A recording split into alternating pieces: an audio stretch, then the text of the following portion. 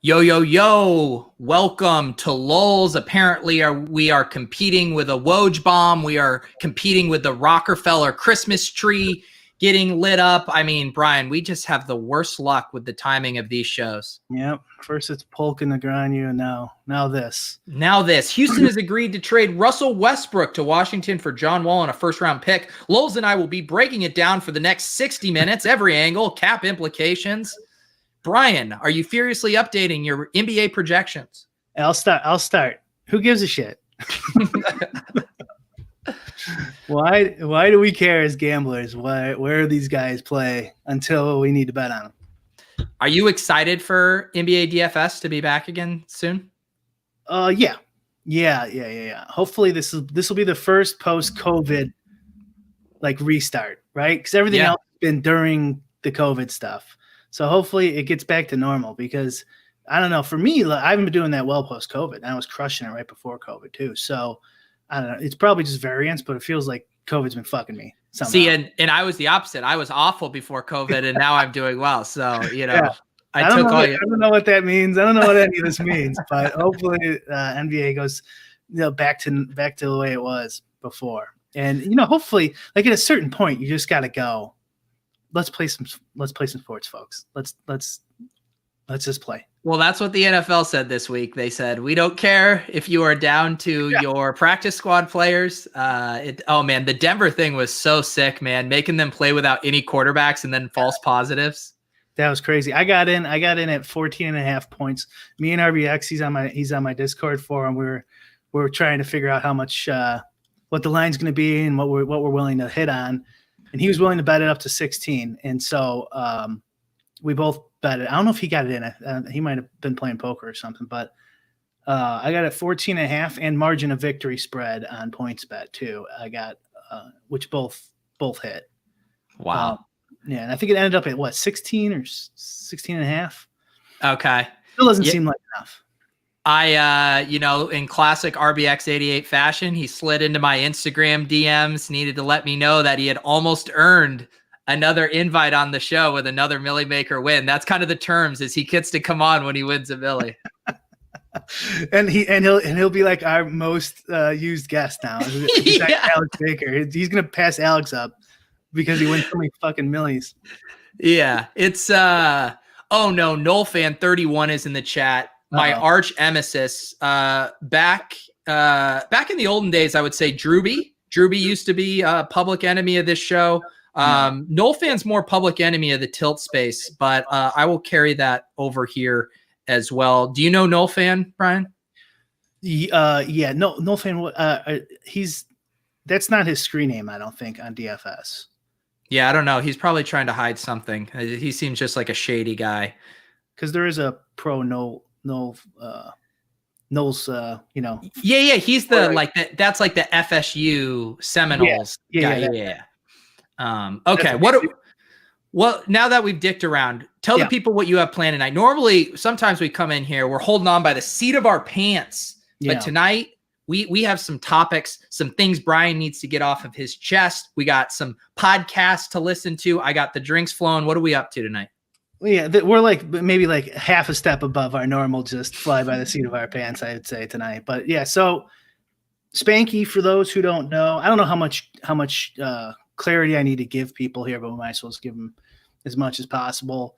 Spanky's a professional sports bettor who started a podcast. I think right when COVID started, he probably had some spare time, and he keeps it going. And it's an awesome listen. You guys should all subscribe to it. And his most recent one was about an old bookmaker, not even that old, really. I guess he was making until the late 2000s. And there's a whole bunch. It's kind of his life story in gambling, but we're going to focus on his arrest. And that was kind of the piece that really just, I don't know, resonated with me. Maybe that might not be the right word. It just pissed me off. The framing, the way he told the story about what happened to him. And I thought it'd make a good topic. And it kind of bleeds into a podcast we had, I don't know, a month ago about gambling media, right? When a lot of the gambling Twitter guys were going after Darren Rovell And I laid out like my thesis on how I think we should look at it. And also I touched on briefly where I think how we should handle the state when it comes to gambling. I didn't actually give my full strategy, but just because I want the state completely out of it and treat these businesses like they treat any other business. And then competition will take its course. Bookmaker.com will come in, Pinnacle will come in, et cetera, Circa, and even more. And we won't have to, as consumers, have to worry about this like quadopoly or whatever you want to call it. These, 4 or 5 sports books, hopefully they'll add more, that are completely highly regulated by the state, with a huge barrier of entry for competition to get in there. And so they could essentially do whatever they want. And, I am completely opposite of a guy who would say that we should, dip our hands in some private company, but I don't really consider them a private company. I don't think they are. Once you're completely, hand in hand with the state, in my opinion, that changes things. And I don't think you're being hypocritical to the ideals of liberty when I say that, because once the state gets involved, it changes everything. And so I think we talked about it on the last podcast. I linked to it here. I think that is a solution for consumers in Illinois and other states to kind of, have some protections themselves is through the state, is the same way these businesses are, siphoning off their little chunk or big chunk of an economy from competition. Well, once they do that, now we can siphon off protections for all Illinois gamblers, right? And there's a whole bunch more we could talk about there, but I feel like all these topics are connected somehow, right? So like the one before was, I don't like how, a lot of people, including ourselves, think about gambling. I like to think of it as an entertainment product, and value is subjective. And so we value this product highly and other people don't. And it's consenting adults and they're engaging in voluntary transactions. So it's none of your fucking business what we do. Right. But a lot of people don't. A lot of people don't agree with that, I guess. But I think the majority of people do. But the people who don't are the ones who got these laws passed, 100 years ago, that they use to enforce what happened to Christopher Bruno in this story that we're going to talk about here. So I really just think all these topics are linked in one way or another. What do you think about all that? I was kind of rambling there. But. No. Yeah. I will say, I haven't listened to the audio we're going to hear in a second, but I do think all of it is connected too, because aren't those the factors that have been pushing against this forever with gambling and just what's legalized? What is the government going to have their hand in? And so your point continues to make sense to me in that it has to work both ways. If the government's going to be involved for the operators, they need to be involved for the consumers as well, or they're just not in it at all. And then you let the free market govern it. So I understand that you're saying it's kind of this double standard where the government's involved for the operator side, but not interested in protecting the consumers. Right. And again, I asked this question in the last episode. Why are they involved at all? Why are they involved at all? And one of the reasons is because of the gambling addiction problem. And I addressed that in the video that's linked below. It's a red herring. It's a very small percent of the population if you look at the studies. And I failed to mention this when I rewatched that podcast today, is if you look at kleptomaniac percent of the population that is a kleptomaniac, it's between 0.3 and 0.6%, which is on the low end of those studies for gambling addicts. But we're not going to regulate all these businesses, all these shopping, companies down to 4, right? We're not going to get involved in people's lives. You can't shop until you're 21, right? It's a complete fucking red herring. And there's other things that have no value to have them legislated to, like it gives no good to the world. And again, I talked about that before, where like this is subjective. You could say the same thing about a lot of entertainment industries, that you don't think they give value to the world, but that's none of your fucking business, because value is subjective. Okay, so you want to start the podcast? You got any other thoughts? No, I was just going to check in on the chat, and then we could pull up this podcast here. We have Wombly says, this chat has come a long way from Randone penny stock tips and COVID hot takes. Yes, Lolz has lots of range. We have covered many topics, many sports, many beefs. It's been a grand time. Once you get KTOV money, that's FU money, right? And you could just go off. That's right. Did you see the tweet Randone sent me of his hand building / meditation practice? It was a video. He had his like Osmo projections up, and he was burning incense, and he had the candles lit. Did you not see that? Did you DM it to me? No. He tweeted. I retweeted it. I'll send it to you. It was good. It was good. All right. So we're going to try something out here. I believe we have this set up. No, let me get this on here where I can play this audio and everyone can hear it. So Brian has a few timestamps up here. Let us know in the chat if you guys are hearing this audio. All right. And then we can stop and start. And so what, Brian, you'll just let me know when to hit end on this. Yeah, we're gonna like stop and start and talk about it. There's probably like 8 minutes worth of stuff we're gonna listen to. All right. So yeah, here we go. Yeah, there's bang on the door. Wait a minute. Let's start. What do you mean the police showed up the day before? Yeah, no, they had showed up the day before because she set the house alarm off with the code, with the alarm. Gotcha. Right. Okay. So the next morning I hear this bang on the door, and I'm delirious. It's like 5 o'clock in the morning, you know. And I open up the door, and I mean, my fucking block is like it. I can't even see. It's just a wall of police cars up and down the block. And I opened the door, and I'm like, "Hey, I'm Chris Bruno. I live here." You know, same thing I said the day before. And the guy grabbed me by the back of the neck from the door. When I opened the front door, and he fucking threw me down on my bricks. And then he picked me up, and I only got boxer shorts. That's it. Guy picks me up, slams me up against the side of my house, and cuffs me. He's like, "We know who the fuck you are, rock star." I'll never forget it, verbatim. That's what he said. And I'm like, "Oh my fucking God, what did I do?" You know what I mean? Like, all right, you can pause it there. Okay, so the way I look at these things are, and this is probably different than a lot of people think. Just because something's a law doesn't mean it's moral, right? Does that make sense? Yeah. So just because something's a law doesn't mean it's moral. And I could give you examples, right? Like slavery was the law of the land. It didn't make it moral, right? And so I think that's what this is here. Well, I mean, even a very simple example would be, you know, say something that's legal in one state, say like marijuana in one state, but not in another state. You wouldn't say like it's legal or it's moral in one state, but not moral in another. Well, I was going to get to that. And how about sports betting? Yeah. Which is now fucking legal in lots of states and going to be legal in most of them probably by the end. Yeah.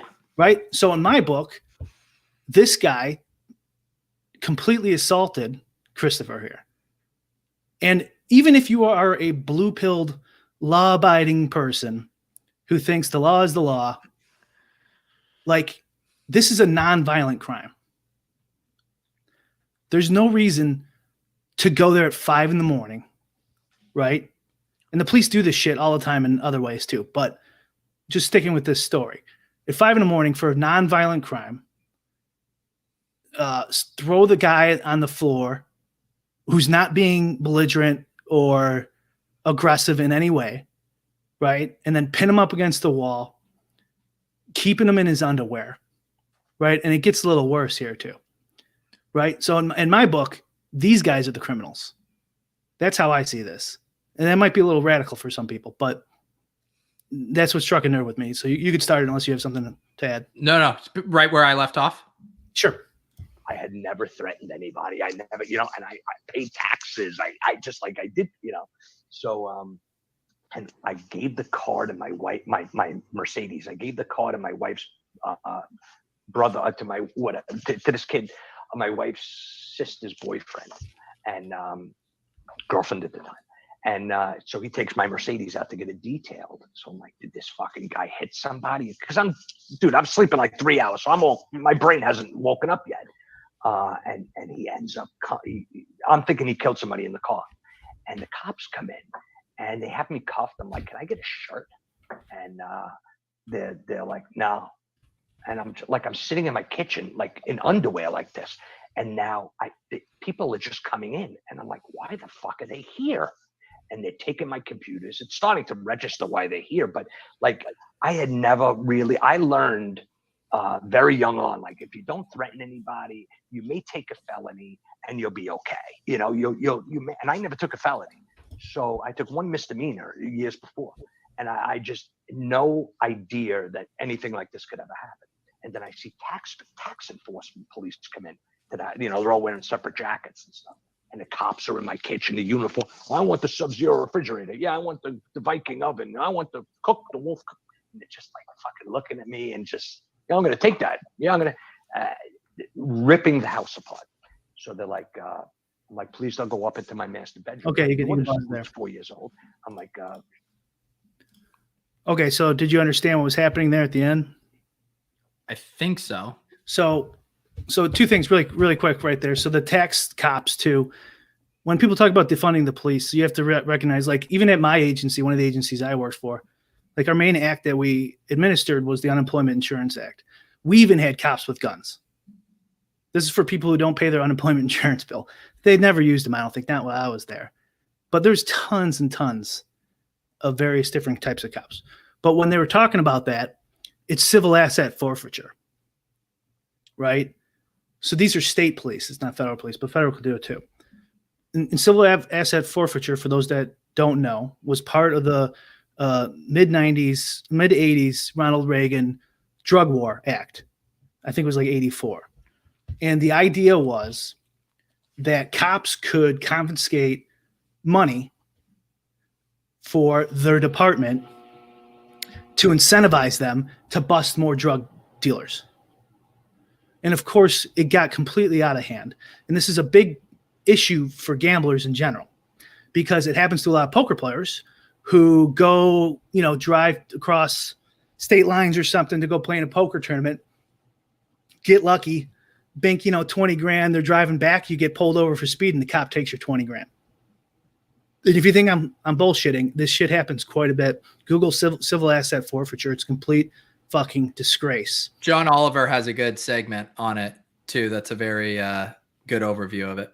There you go. And so I worked for the treasurer here in Illinois, and I was assistant director of policy. And one of the policies I wanted to do was we couldn't touch civil asset forfeiture because we weren't in charge of it. But what I wanted to do was somehow help and stop this fucking awful bullshit. So I suggested that they, instead of taking the money for the cops and then they do whatever the fuck they want with it, we take that money, the treasurer gets it, we invest it, because that's what treasurers do. Sometimes it's comptrollers, it depends on your state, but invest that money. And then when you're proven innocent, you get your money back plus interest. When you're not, the state makes a little bit more money, right? It's not a great solution, but at least it takes the incentive away from the cops to act like this. And everyone at the office loved it. As soon as we pitch it in Springfield, it's fucking dead because of the police union. It didn't even make it out our door. Right? I spent months on it. And so, like again, this is a non-violent crime. No one can dispute that. In my opinion, it's an immoral law. And like the way these people behave is fucking disgusting to me. I don't know. You can keep playing unless you have more comments. No. All right. Please don't go up there. She's sleeping up there. And the guy says, no, she sleeps at your mother's on Monday night. And I'm like, holy fuck.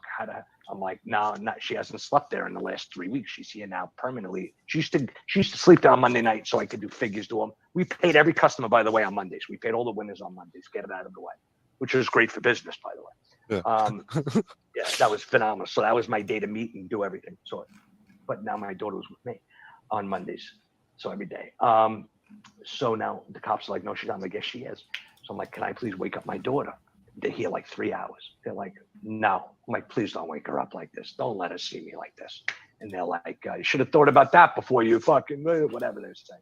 And he walks me up the stairs and I'm in the doorway, and I remember crying first time because I saw my daughter, and I'm, what the fuck?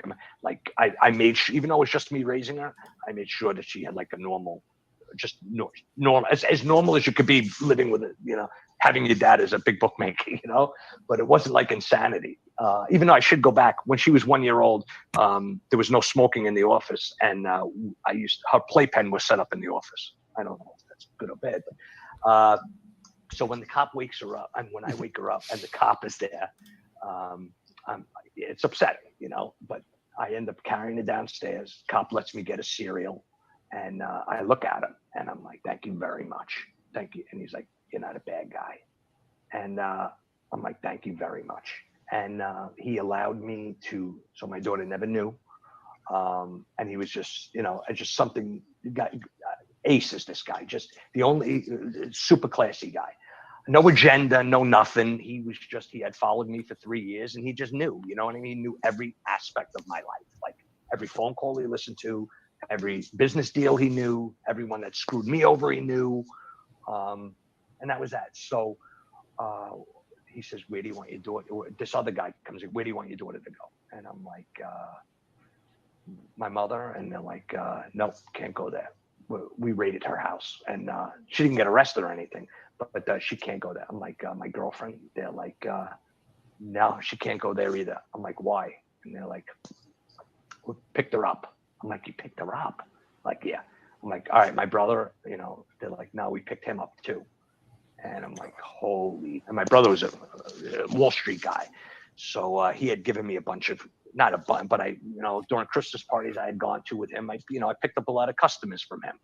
Yeah. And, you know, so he got tied up in this. I met my wife, my girlfriend, sometime in 2003, beginning of 2003. So we're dating maybe 6 weeks. I'm in Connecticut, and I had you could stop that big shot for C. I mean, I don't really have much to add there, but you know, it's like what good is it going to do? Like, where's this little girl going to go? Like, I don't think they handled this very, you know, like thought that part out. They've been tailing them for 3 years. How much did that fucking cost? Yeah. For the crime of consenting adults engaging in voluntary transactions. Yeah. It must have cost a fucking fortune to get this guy. Yeah, go ahead. No, I was just like, how much of this too just had like, you know, so much of, I don't know if it's just, you know, like public connotation or the actual like roots of sports gambling tied up with the mob, other illicit activities that it gets lumped in unfairly with these other nefarious things where I'm sure back in the day, like, you know, you find the gambling ring, well, you find this drug smuggling ring. And then you find that, like, I'm just wondering where this kind of the way it's painted in such a negative light. I think it has to stem from that somehow. So they talk about that at, what are we at here? Also, yeah, Rick in the chat says, I'm not familiar with this story, but was this a legal sports book? Do you want to give maybe any other background that we missed? There were no legal sports books back then, except in Vegas. Yeah, but again, and Tom in the chat kind of made fun of me saying he didn't just compare slavery to sports betting, did he? And I'm not comparing slavery to sports betting. I'm just using an extreme example to quickly prove a point. Like, of course there's immoral laws. Like blindly following laws, like the good guy, the guy who was aces, right? Throughout history, I'm not going to go there, but there's another example throughout history where people blindly followed the laws and it didn't turn out so hot. So just because something is law doesn't mean it's moral. What the fact is, it was a nonviolent crime. It was nonviolent crime in the crime of adults engaging voluntary transactions, right? So for me, he did nothing wrong. And yeah, fine. It's illegal. And you want to arrest him. I think you're disgusting, but fine. You have the majority. You get to oppress us. You still don't need to go through all this bullshit. You don't need 3 years of tailing, busting his door, knocking on his door at 5 a.m, throwing him to the ground. The first guy fucking with him, saying, oh, well, too bad. Your daughter's got to see you in cuffs because you did wrong, and we're taking all your shit, right? And there's a bunch of blue pill assholes in my YouTube. You guys can leave if you want. This might not be for you, but listen, it's not hating on the cops. Okay. I'm not hating on the fucking cops here. I'm hating on the laws. It's really the legislators. Yeah. Well, Emmy Barron in the chat says, the ultimate question that fixes all of this is why was booking sports bets illegal everywhere, but Nevada seems dated at best? I mean, that all goes back to the laws as well. It's why DFS is illegal there, because the sports betting or the casinos have all of the legislators there right in the bag. And their theory is that if people are playing DFS, they're not coming into their casino and betting there. And so then those things get shot down. It doesn't ever make any sense logically, but it's just who has who in their pocket from a legislative standpoint. It's exactly right. The reason you don't have poker and DFS and sports betting has been such a fucking slog to get past was because of the casinos.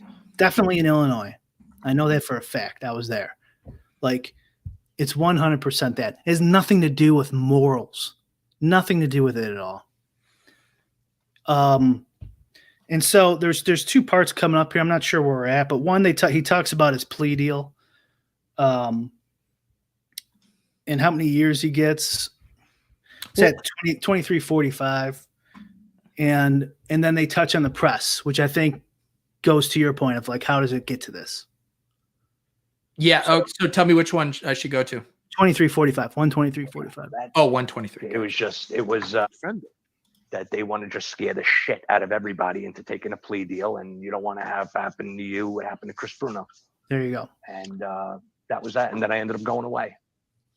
So that's the crazy part about this, because first, again, this is a first time, I know you had a misdemeanor, but you wind up doing 3 years for a bookmaking charge. Well, obviously, it's enterprise corruption, RICO, the New York version of RICO, the OCA.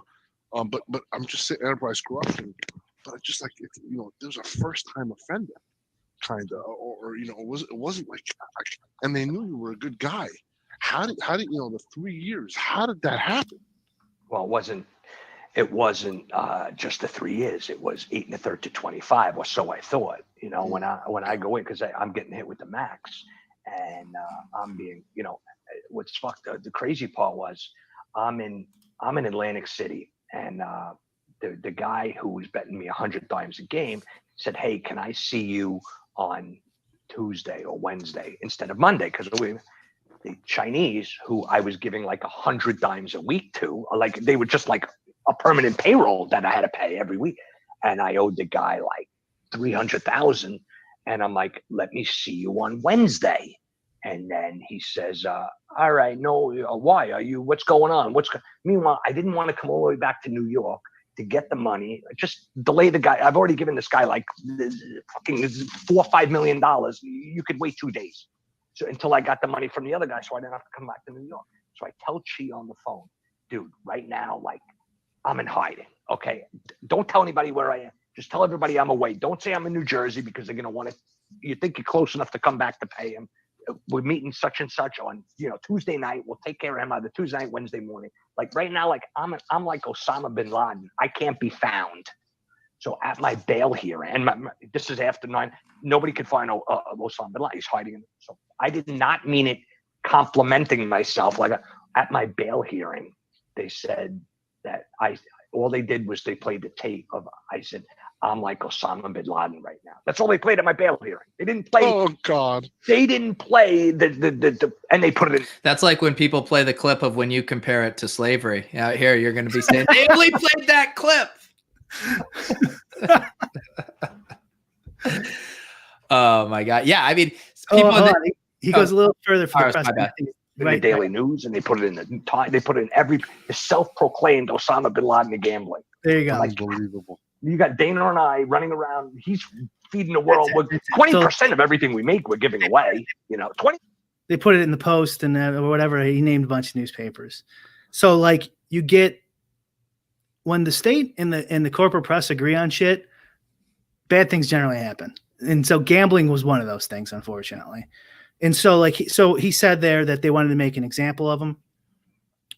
The press, once the press gets on you, and so you're fucked. So they were fucking with him hard. And I went over a few things here. So I Googled this. I can't remember the source. It is from the Department of Justice statistics, I think.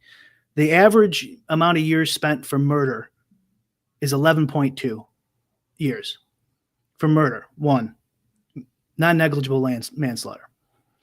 So if you kill someone, your average time spent is 11.2 years at state prisons. And they were giving him 8. They wanted to give him 8.5 to 25 for a nonviolent crime. Yeah. In New York, the average criminal, the average prisoner costs the taxpayers of New York $167,731 a year. $167,000 a year. Right? This is just idiotic to keep nonviolent, productive people in prison for us to pay $167,000 when you just let him go get some job and pay off his debt to society. Even if you agree with that, these laws are moral. It doesn't make any sense. Right? Just complete backwards thinking. And the drug war is right along with this. The drug war was way worse, don't get me wrong, but yeah, this is just fucking ridiculous to me.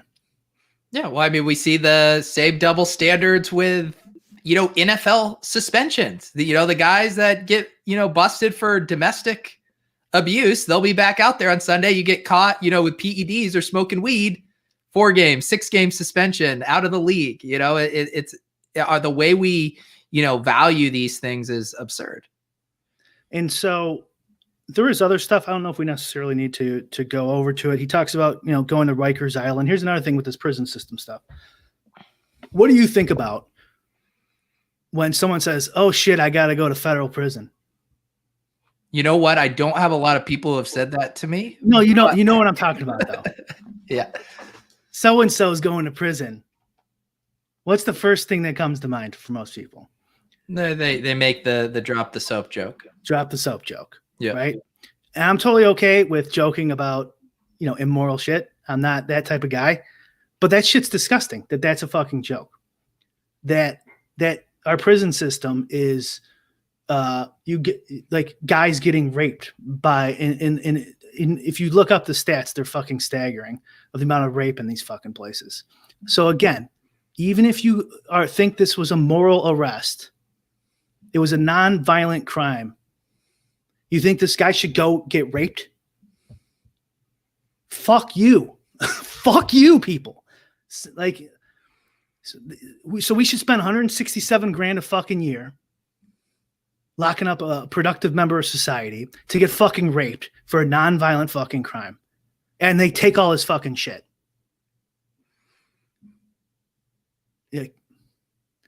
It's absolutely fucking unforgivable. And by the way, these laws are then recently overturned and then they start making it legal. You fucking hypocrites. It just pissed me off. I can tell. I can tell. If you're just tuning in, we do sometimes talk about DFS. And so I'm done with my notes, I guess. And they talk about another reason they do it is because the mob connections, right? He wasn't connected with the mob. It's just something that they can sell, and probably still why you don't have gambling and New York doesn't have it. I don't think New York has sports betting because Boston had a big mob problem too. Yep. And so they use this. So listen, when you're a lobbyist, not that I was a lobbyist, but I was close. Your job is just to give the legislator one thing that they can say to defend it. Because that's all they can fucking remember. They're not they're just average people. And you just got to give them one thing because they're very busy and they're average people. So if you can give them, the mob, they're like, I can remember that. right? So then they get their checks from the casinos. Chris Bruno gets fucking ass raped for nonviolent crime. It doesn't sound like he did, by the way. Spoiler alert. But you get the fucking idea. So this is why I push back against the gambling addiction thing. Don't fuck them. Don't even let them have that argument. Because I know how it works. They're going to be in Springfield and they'll be like, gambling addiction, gambling addiction, gambling addiction. Oh, we can't let Circus Sports come to Illinois. Gambling addiction. We have enough. More people are going to get addicted. Right? No, gambling's entertainment and value subjective, and go fuck yourself. So what have you got? What was I saw another thing that you retweeted. Has there been any more progress on the kind of Chicago legislature stuff? Because I know you had been tagging one of those reps in some of the conversations. I just tagged him the one time, and then some guy tagged me, so I retweeted it. He got limited too, it looks like. No, he hasn't responded to me. I put in some back channel connections I have to see if I can get special pleading for an individual. Normally that's reserved for companies. Nothing's come of that yet. I think another interesting dynamic on this, and I've mentioned this before too, like when if I read a New York Times article about a subject I don't know anything about, and I'm like, oh yeah, that seems pretty persuasive argument. Yeah, I buy that. And then you read an article about something you know a ton about, and you can see the holes in the logic and you can see the injustices here. I mean, this is just one example. I mean, this kind of stuff plays out in every sector, right? It's just that, this hits very close to home for you because you understand the intricacies of this, both from working in politics and from being a sports bettor. So you see all the machinations here, and it makes you especially upset because you see where that kind of dissonance is between it all. I mean, I basically I agree with you. The reason I guess I get upset is because this is what our community, we all know about this. We should be upset about it. No one gives a flying fuck. They just post, "Oh, why are you doing this, Darren Rovell?" And I'm not shitting on those guys, but you know what I'm saying? I don't understand why people are upset. But listen, I'm way more insulted or upset about the drug war in general and the real wars. But you're right. I know more about this. And also I've worked in the legislature. I know what's, reasonably compared to the average person, a lot more. And what do you say, because you were talking with Ricky D on Twitter earlier, and, one of his kind of devil's advocate things is the only people that care about these limits, are the, top 1% of 1% of sports bettors who are getting limited. What is your argument for, how do we educate everyone who's betting on sports? Why should they care if I'm going into my accounts and no one's ever limiting me because I'm a fish? Why should they care, and how do we get them to care? Well, I don't think he really understood what I was talking about, but I'm going to take you at face value here. The idea of educating people, I don't like that. I think that's bullshit. It's a lie to sell democracy and all sorts of things so the government can just go do whatever the fuck they want. I don't like that type of call your local legislator, send a letter about poker. It doesn't do shit, obviously. How much was sent since 2011, and poker hasn't fucking moved an inch. There's a book, Tom Woods, I think it was in Meltdown, I can't remember which book, about when the bank bailouts were happening after the 2007-2008 crisis. Dianne Feinstein in California, the representative or was she a senator? Got 90,000 calls to please not vote for the bank bailouts, and she voted for it, right? It doesn't fucking matter. Here's how I would do this. I would do a 3-pronged approach. We get a lobbyist. They're about 10 grand a session. So you're going to have to add up all the states, right? It depends on how broadly you want to do this. And you got to get a good one. So you might want to pay a little bit more than that. You have to get the press on your side. Somehow. I don't know how, but the press has a lot of power, and they could fuck you if they flip the script. And then thirdly, get litigious. So you sue them for certain things. If you can get the trial lawyers and lawyers, they're a very powerful lobbying group. Let's just say that. How about that? In Springfield. So you'd have to really think it out this way. But these are the three approaches I would use, because this is about power, right? And you don't have shit. You have none. Don't listen to what they tell you. You have you don't even know who your state rep is. You have no idea what policies we were trying to put forth. You have no fucking clue. You have no power. And this is all about power, right? And the power is in the corporate press, the state, and the and in the courts. So you got to attack all three of them. If you just hire a lobbyist, that won't do it either. And by the way, even if you did my approach, you probably still will lose. So I think we need to. This is what we need to do. We need to get into cahoots with RBX 88. We win the Millie Maker, so now we got $1 million. You said we need about $10,000 a pop for these lobbyists. What, that gets us 100 lobbyists? Okay.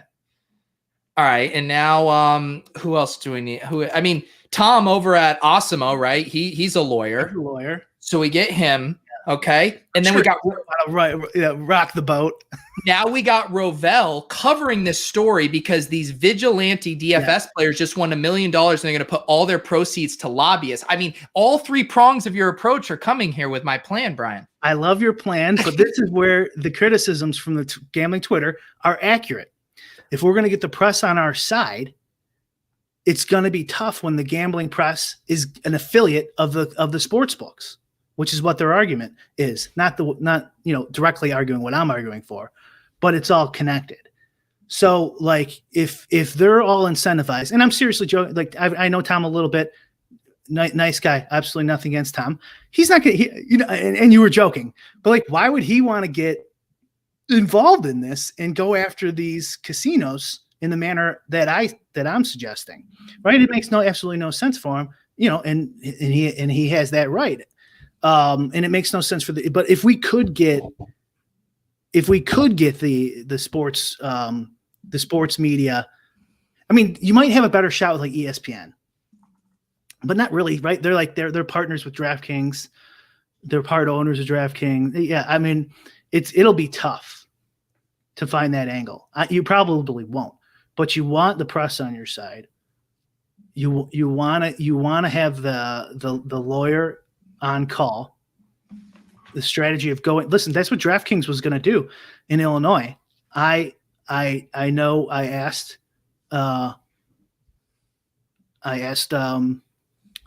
what's his name, Jason Robins in a meeting, I don't know, and he might deny this. I should be saying, but he said, yeah, we could get litigious if this doesn't get passed, right? And that's part of something that these like, and there is no PPA. Not that was effective, but there is no PPA for gamblers except I guess Rufus Peabody has his that he's not doing much with. But I don't think he would be. He has to recognize that this is about power and not education. It's Machiavellian, in the truest sense, to get what you want here, and you're up against real powerful forces, because the legislature has no incentive to listen to you, to do anything, and they have every incentive to listen to the casinos. And if the press isn't going to put pressure on them, and you're not going to sue them, nothing's going to happen. So should happen. I don't fucking know. Then, so you're describing, what an uphill battle this is. It sounds like you're, very passionate about it. Like, is this a battle that you think is worth fighting, that can be won, or you just kind of resign to the fact that it's going to be like this forever and there's not much you can do? I mean, of course it could be won, right? Like, there's the story of, like just being your average person in Czechoslovakia, right, in like 1982, and like under the arm of the Soviet Union, right, the heavy, and then tell that person, in like 7 years, this is all going to go away. You're going to have your country back. They'd be like, fuck you. That's never going to happen.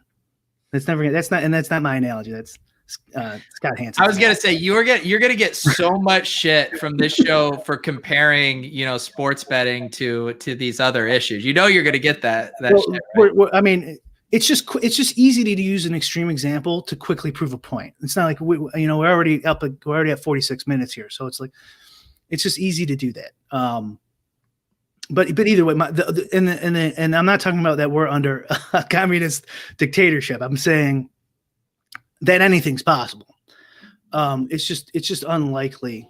And I talked about this in the podcast we linked. Like, look at the PPA. Like, what happened there? Eventually, they got taken over by poker stars, and so the leadership will matter on who's gonna. I don't think this plan's gonna happen anyways. But let's just say it did. Who's going to be in charge of it? Where are they going to get their funding? I don't know. 2% shot? Yeah. What do you think? 1%? 5%? I doubt it.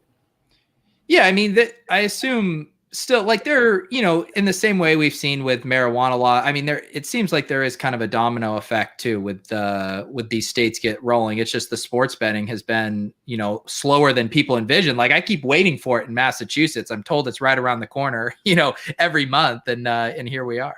And sometimes the negotiation gives you worse than when you wanted. So, like, let's say they give the consumer some protections. Well, they might lock down the monopoly more. That'll be the trade-off. And so you just locked in. You got 5 sports books from here on out, pal. Right? They'll just raise the barrier of entry. They'll make a minimum amount of licenses they'll give out a year. There's 100 ways they could trick you. And trust me, they will. I mean, it is like, not to go back to that thing, but it is absolutely hilarious that you could be in Vegas. Every gambling opportunity you want. I've literally been there. I've done this with my friend Adam Levitan. We drove to the border so he could submit WNBA DFS lineups. Like, how absurd is that? He could go gamble his entire life's net worth on a roulette table, but has to drive to the California border to bet on women's basketball.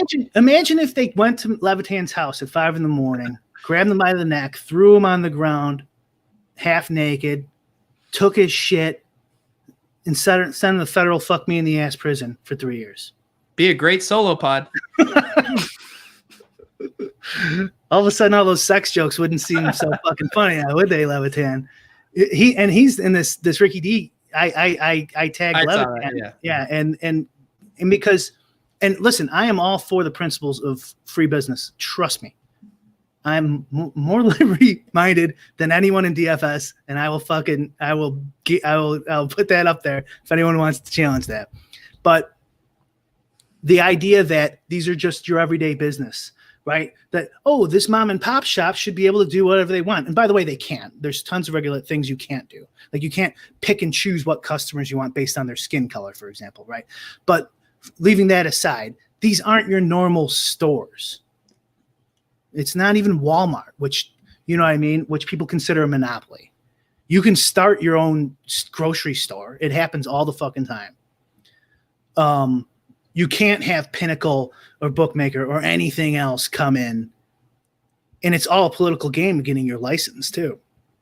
Don't think it's not. Right? So I don't want to rehash that argument, but that's what we talked about in the Link podcast is like, okay, fine. If you're going to get involved, I don't want to get involved, but if you're going to get involved, then we should do something about it, or somebody should. I'm just saying theoretically, fine. Don't do anything, whatever. I don't give a fuck. Right. If gambling goes away, I'll figure something else out. But like, what did you mean when you said education is bullshit? Because when we go on this podcast and we're talking about it, we theoretically might be educating other people about it or starting a conversation. Don't you think education can beget conversation, which can beget change? Sure. Okay, fine. And we would need people to donate and stuff. Maybe that's too hyperbolic. I take it back. But I was more pushing back on the sending in letters, PPA grassroots effort that we all tried. I must have sent a fucking 100 letters, after 2011. And it's just an argument they say all the time, and it doesn't work that much. But of course, yeah, you're right. We're gonna need people on our side, especially if we want the press. I'm not sure how you get the press on board. Well, then we come back full circle to the articles that, Ravel writes. He's got 1 million+ Twitter followers, and people are going to click an article on PD parlays, 13-leg parlay that hits. But I have a feeling if he starts writing nuanced articles about these topics, his click rate probably isn't going to be as good for the Action Network, is it? Probably not, which is, again, like I said, which is Rufus's argument and everyone's argument. Like, you really need, just like the Sun-Times and the Tribune and the Globe or whatever, and someone in there. And it's happened. It happened with pot, right? That was a big movement where a lot of media was saying this stuff's immoral. You shouldn't be arresting people for putting things in their own body, which of course is obvious and correct. But again, and that's kind of part of what I was saying about the whole gambling is entertainment. Let's talk about gambling as entertainment. The statistics on problem gamblers is way lower than you would guess if you look at the studies. And so it's like, well, let's not go like, oh no, we'll protect all these people. We're gonna help you because we're professional gamblers, and we're gonna help you stop this huge problem gambling. No. Gambling's entertainment, and you guys are wrong. You're the evil ones. These are adults engaging in voluntary transactions, and you have no fucking right to throw them on the ground and throw them in prison. And you changed the laws already in 6 or 7 states to prove me fucking right. You fucking hypocrite. You know what I mean? And I said that in my tweet. Like, you should be ashamed. Like, if you're a legislator who made this illegal, this behavior, especially with the drug act, and then you vote against it and you vote for pot, and you vote like, oh, people can change their minds. Yeah, you know what happens to it? They never face any consequences. They never face any consequences. You go to jail for life for selling weed, right? Which has fucking happened because of this fucking asshole's law. These drug warriors. They change their mind. It gets legalized. What happens when they were wrong? They get elected fucking president. Yeah. That's what fucking happens. Congratulations. All these fucking people go to fucking jail, and what? This isn't a gambling podcast at this point. No, but I can tell you've been thinking about this stuff a lot. Yeah, I haven't seen you this worked up on the show before. Ricky D got me worked up. It's like, dude, fuck you. Like, you don't think I know the fucking principles of liberty and free market. And it's like, maybe look into it just a little bit. I have 18 fucking links in my Twitter bio now. Click on one of them. Yeah, I think, again, I'm just playing devil. I think I think what he's saying is, like, what you're talking about is like this bigger infrastructural problem that manifests in all these areas, like where this like bullshit occurs. And I think he was saying like this specific thing that has you specifically upset right now is applicable to a very small subset of people. And it's going to be hard to get a larger subset of people to care about that. And no, that's not true, because it's anyone in the state of Illinois who wants to gamble is going to be affected by it, because they will charge higher rates, higher VIG with less competition. And it affects everyone, even if you don't plan on being a professional gambler. It's bad for anyone who enjoys this as entertainment. Right. I mean, it's an ad hominem attack. It doesn't make any fucking sense, anyways. You're talking about someone's biases doesn't mean it, that is an argument. You know, is 2 + 2 is 4. You know, Hitler says 2 + 2 is 4. It doesn't matter. Here we go with the example. I'm breaking Godwin's law here. You better hope no one pulls a clip show of your analogies from this show. I'm proving Godwin's law here. If Hitler says 2 + 2 = 4, it doesn't matter that he's a genocidal racist maniac. He's either right or he's wrong, right? So it doesn't matter what my biases are or if my self-interest or whatever the fuck else bullshit he put on there. It's is this theory right or is it wrong? Do you agree with my solution? Yes or no? It doesn't matter what I am or what my biases are or if I'm only out to look for myself. It has nothing to fucking do with it. That's a debate tactic. Right. No, I'm just saying okay, so there's the general populace, let's say in Illinois, and then there's the populace that bets sports. Like just say the casual bro that puts $50 down on the Bears money line because he wants to sweat. Like he has no idea about these machinations that are going on behind. Just like the drug war and civil forfeiture and all. Yeah, they don't know their local state rep. They don't know their fucking local state rep name. I think there's something like 50% of people don't know their governor's name. Right, and this is an argument against democracy, not for it. Yeah. Like, why would you want an ignorant person voting on something that affects you? It makes no fucking sense.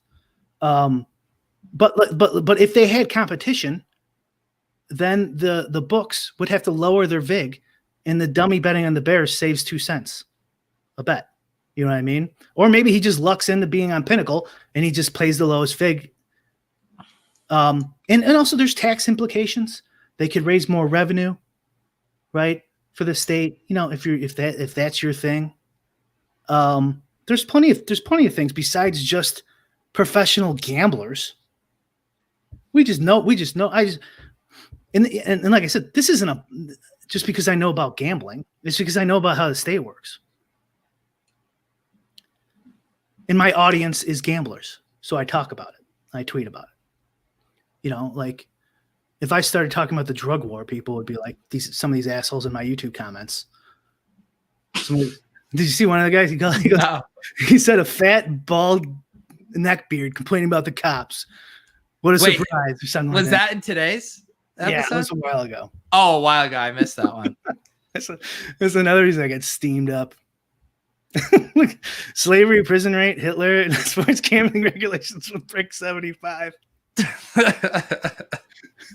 Yeah, you are on one tonight, man. No, but if you do like a quick nuanced example or analogy, like sometimes people won't fucking get it, and like it takes longer to explain and stuff like that.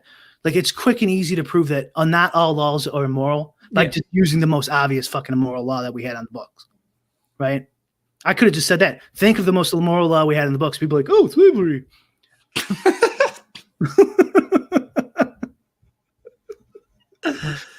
I'm trying to go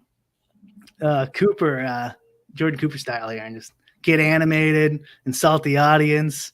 Maybe we could hit those blender numbers. There you go. No. To do that, we got to start taking DFS questions. You got to start releasing the Sims. You guys need to demand that Brian releases the Sims. The Sims aren't winning shit. I don't even know why you guys want them. So you're telling me that it would just so happen the 1 week you went on my show and shared the Sims from Friday that were just the stone nuts.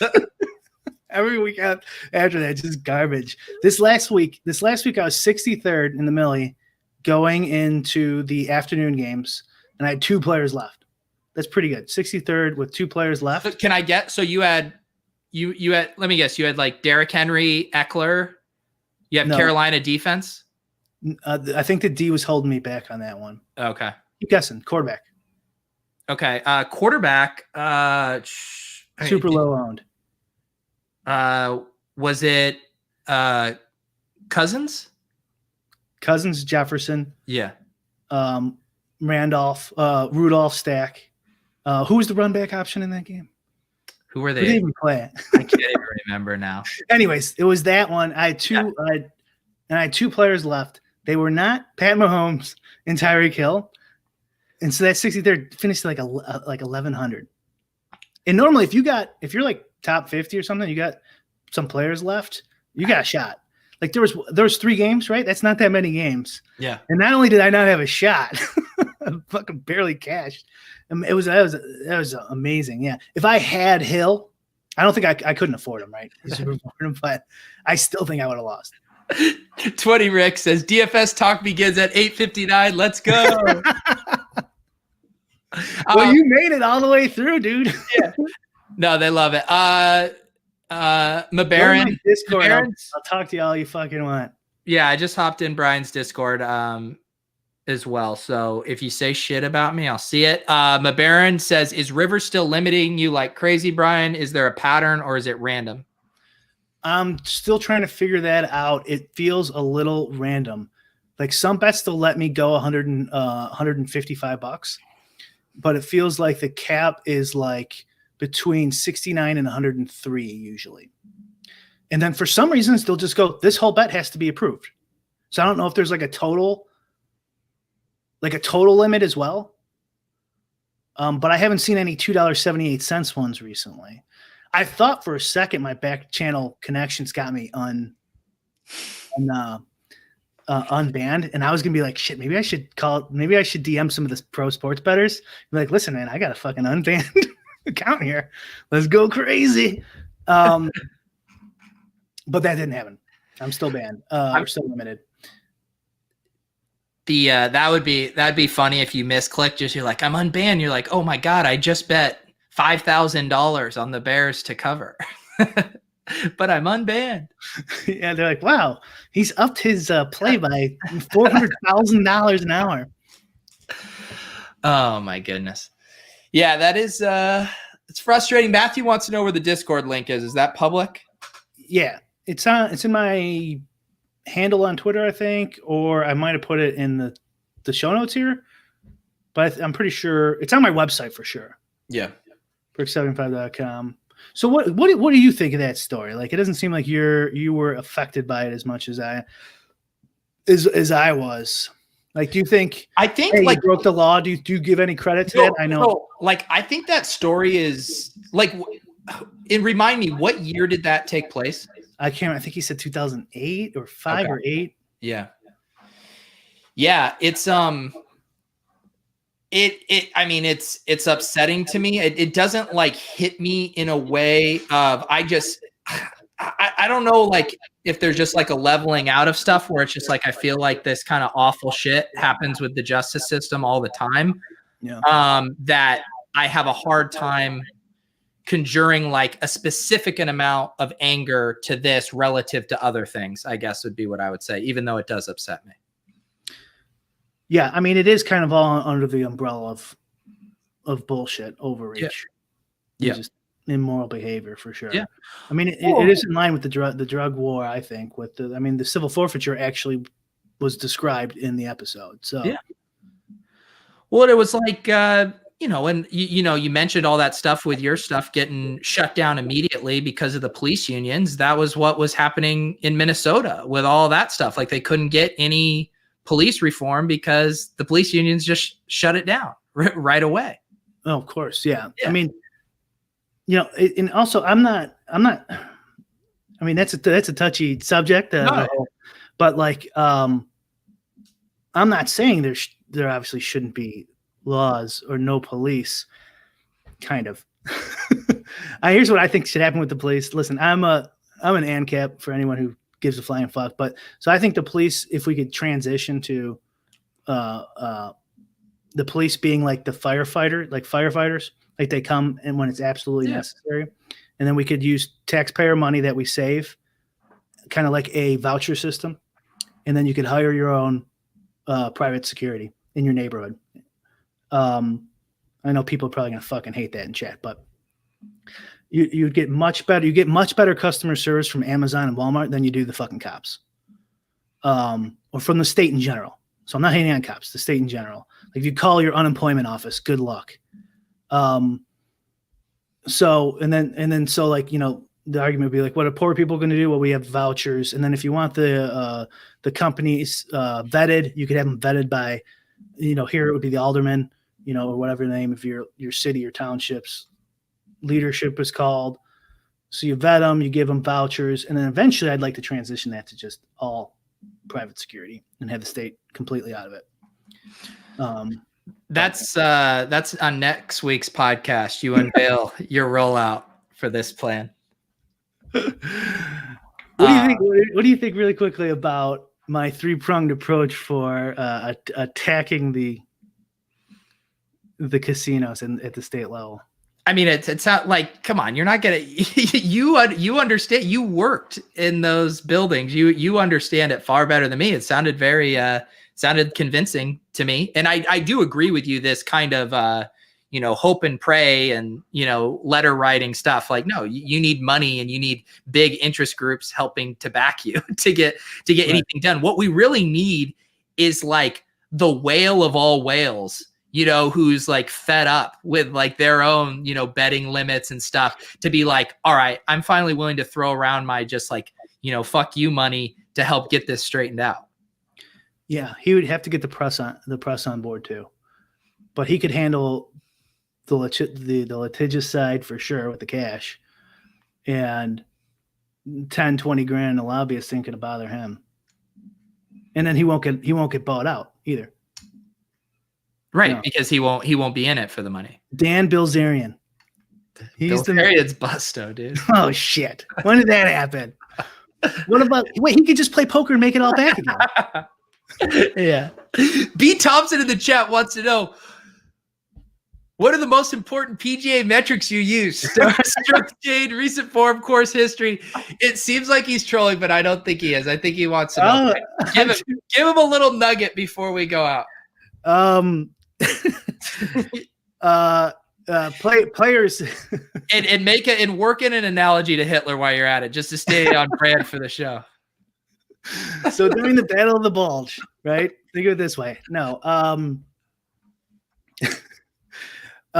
you could do. I've done a bunch of different ways. So I'm currently just modeling out like a scoring average based off of the last 18 months and the player's course history. And then I'm using a sim to kind of pick my lineups and adjust for ownership and stuff like that. But I have used in the past, and it actually was most successful PGA seasons I've had. So maybe I should go back, but it was par 3, par 4, par 5 adjustments, because some courses have 4 par 5s and some players do better on those. But all this is also in conjunction with the Vegas lines. Oh, as always in DFS, unless you can beat them, you got to use them. And so, find the sharpest Vegas lines you can and figure out how to incorporate those into anything you're doing. Even if you're doing greens and regulation, strokes gained, all that bullshit, you still need Vegas lines. Unless you could beat Vegas, but you wouldn't be talking to me. You'd be on your yacht. You'd be the guy that we need to take down. That it all comes full circle. All right, guys. No one can ever claim that Lolz doesn't have range. We got range for days. These other DFS shows giving out the best picks. No, we are going to rebuild America one show at a time. Right, you'd like to plug? You got the Discord. I see people flowing into the Discord. Anything else you'd like to plug here? We got the audio feed. The episode will go up on that shortly after. No, we got Pete's channel that's in the description. Pete's Discord. I don't know how you could find that, but he has one as well. It's not nearly as cool. No Sims in there, for example. Oh, I've been posting my Sims, dude. Yeah, and we need to figure out a promotion for this show, I think. I've been thinking about this. Brian and we're very bad at promoting. We got Alex Baker in the chat. Why do we have to bribe to get some legalized League of Legends betting in Illinois? Maybe Alex is the whale that we need to go to the lobbyists. Alex is the one that gets to do the local news appearances. I think he could be our guy. Wow. Maybe Alex could be just like the lobbyist. Quit DFS. Work Springfield for a couple of years, get League of Legends. So League of Legends is illegal in Illinois? I didn't even know that. I didn't either. Maybe we could have made a fortune during the during the COVID layoff of just betting against the huge heavy favorites. Dude, I'll never forget that stretch, man. No, they were fucking cheating. Everyone fucking thinks that shit now, too, by the way. They were all giving me crap 6 months ago, but that was the last time I saw you this worked up was about League of Legends insider trading. They should have just kept sports betting illegal, and then I would have kept my mouth shut. Brian is like late at night sending me screenshots of like reverse line movement and League of Legends betting lines. I saw even EM2. EM2's like, this game's so rigged. He said like not even a month ago. I'm like, dude, where were you 6 months ago? EM2, man, he's been on one. First, he said he would never play League of Legends, that it was just for nerds. Then he became obsessed, and then it was rigged. You know, we all got sucked into League of Legends. It was powerful. You know what? You got to give him credit where credit's due. How much money did he fucking make with the election and the gambling challenges? The number I heard floating around was like 5 or 6 million on the election he won. In the gambling challenges, he probably won. Yeah, $1 million or $2 million. I would assume. Yeah, I have no idea what kind of side action he had. Yeah, we have no idea what the side action was. I'm just the public info was at least $1 million. Yeah, his Twitter is gone. I don't know what happened to it. Yeah, is it deactivated? Yeah, but that could mean like you self-deactivated it, you got banned. It could mean a couple different things. But yeah, right now he is not live on the Twitters. Holy shit. I didn't see that. Yeah, how did you met? Well, you don't have your I thought you had his Twitter as your homepage, and it's the first thing you log into every day when you wake up. I don't have that, but I do have it on my phone now. There you go.